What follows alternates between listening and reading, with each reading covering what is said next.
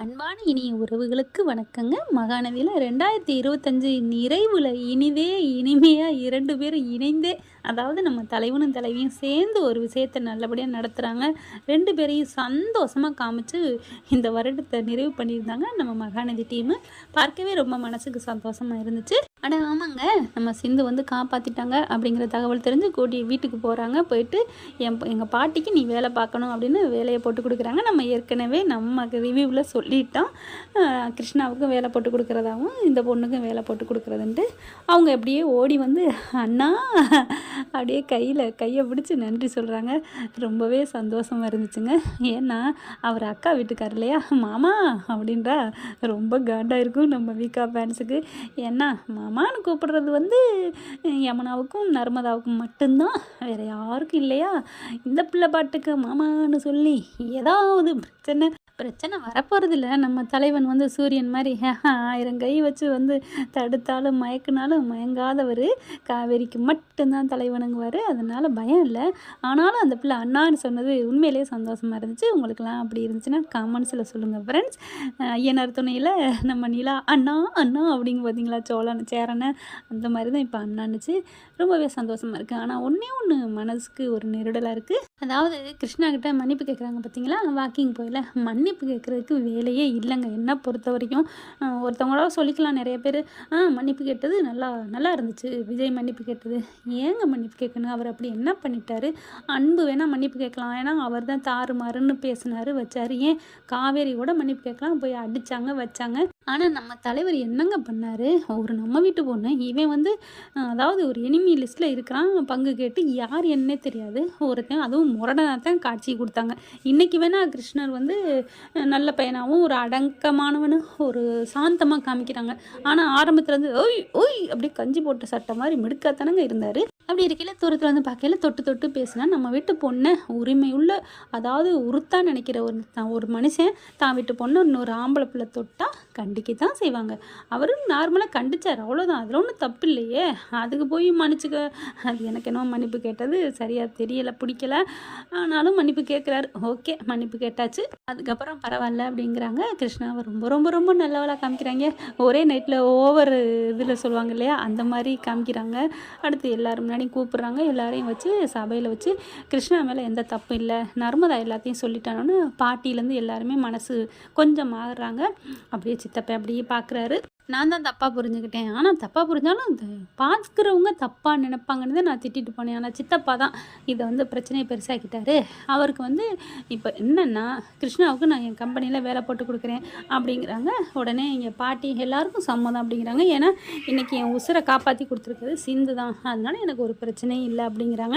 அதுக்கப்புறம் முத்துமலை என்ன பண்ணுது, சரிங்க தம்பி, எங்கள் வாழ்க்கைக்கு நீங்கள் வழிவகுத்து கொடுத்துட்டீங்க, ஒளி ஏற்றிட்டீங்க, இனிமேல் நாங்கள் இங்கே இருக்கலை, நாங்கள் கிளம்புறோம் அப்படிங்கிற எல்லாரும் பார்க்குறாங்க. ஏன் எதுக்கு கிளம்புறீங்க அப்படின்னு விஜய் காவேரியெல்லாம் கேட்க, சாரதாவும் கங்காவுமே பார்க்குது. பாட்டிக்கு பகீருங்குது, ஐயோ நம்ம மருமக, அதோ 2வது மருமக போகிறாளே அப்படின்னுட்டு. இல்லை எங்களுக்கு வந்து வேறு வழி இல்லைன்னு வந்தோம், இப்போ 2 பிள்ளைகளுக்குமே வேலை போட்டு கொடுத்துட்டீங்க, இந்த காசை வச்சு நாங்கள் கொஞ்சம் கொஞ்சமாக கடன் அடைச்சிக்கிறோம்.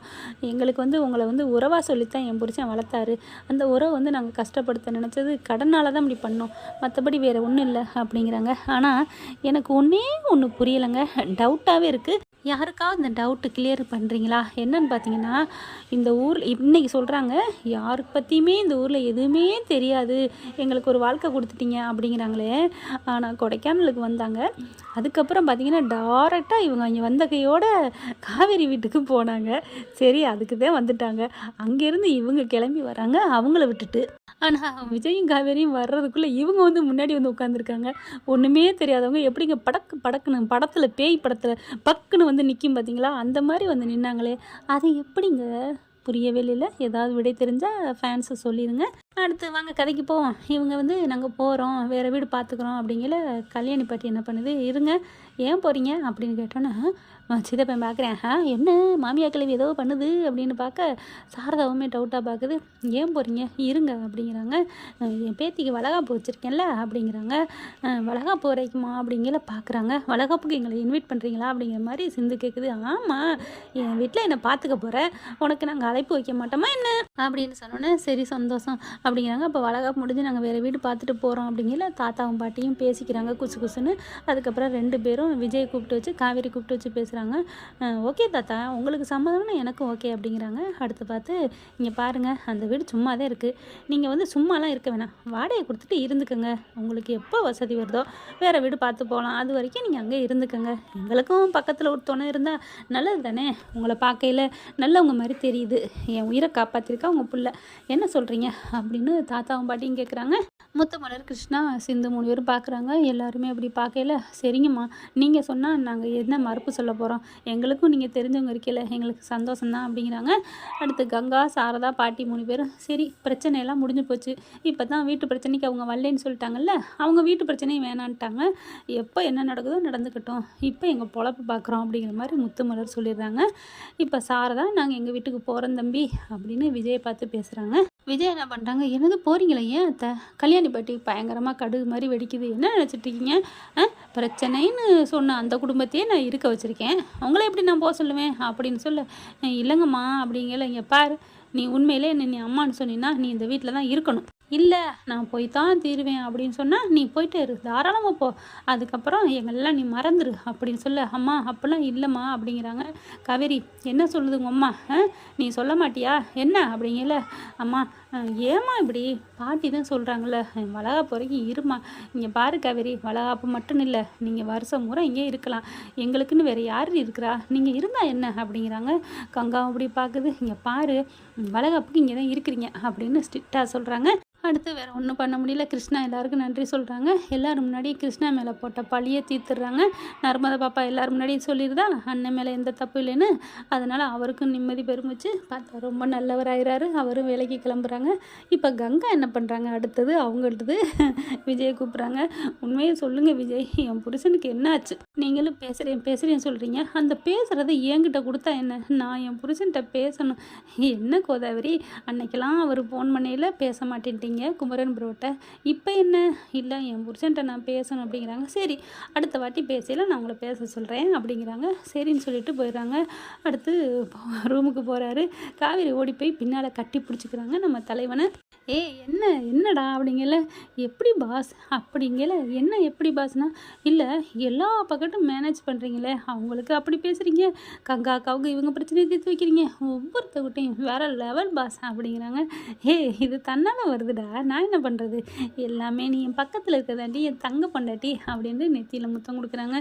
இருந்தாலும் நீங்கள் எனக்கு புருஷனாக கிடைச்சது போதும் போதும் போதும், ஒரு வாரம்னு சொல்ல போகிறேன் அவ்வளோதானே, அதெல்லாம் இல்லையே. அப்புறம் என்னடி இப்போ தான் தூக்கி வச்சு பேசுனேன், அது இல்லை பாஸ், நீங்கள் எனக்கு புருஷனாக கிடைச்சது ஒரு கடவுள் அப்படிங்கிறாங்க. கடவுள் கொடுத்த வாரம்னு கேள்விப்பட்டிருக்கேன், அது என்ன கடவுள், என்னெல்லாம் சாமிக்கு ரேஞ்சுக்கெலாம் வைக்காத, ஏங்க உண்மையிலே நீங்கள் சாமி தானே பாஸ் அப்படிங்கிறாங்க. அது என்னமோ ஓகே தான், இந்த சாமியோட திருவிளையாடல் ஆரம்பமாகட்டுமா அப்படின்னு சொல்லிட்டு நெத்தியில் முத்தம் கொடுத்து அப்படியே கட்டி பிடிச்சிக்கிறாங்க. என்ன ஃப்ரெண்ட், இப்படி போனால் நல்லா இருக்கும் தானே. தேங்க்யூ. இந்த வீடியோ உங்களுக்கு பிடிச்சிருந்தா தயவு செய்து லைக் பண்ணுங்க. இன்னும் அப்டேட்ஸ்க்காக சேனலை சப்ஸ்கிரைப் பண்ண மறக்காதீங்க. நம்ம கிட்ட இருக்க எல்லா சேனல்ஸோட லேட்டஸ்ட் வீடியோ அப்டேட்ஸ்க்காக மேல ரைட் சைடுல காட்டுற லிங்கை கிளிக் பண்ணி வாட்ஸ்அப் குரூப்ல ஜாயின் பண்ணுங்க. உங்களிடம் விடைபெறுவது நான் உங்கள் மெஹர்.